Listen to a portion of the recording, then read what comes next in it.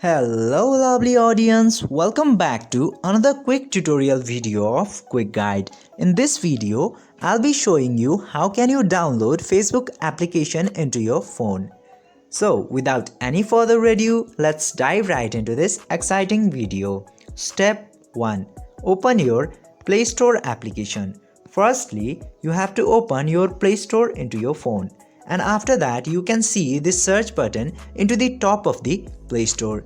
Just simply click into that and search for Facebook. Step 2. Select the application and install. Now after searching Facebook, you can see this application into here. You just simply have to click into this F icon. And after that, simply click into this blue install button and your Facebook application will be installed shortly depending on your internet connection. I hope this video was helpful for you. If yes, don't forget to like, share and subscribe to the channel to never miss another update. Thank you for watching this video till the end.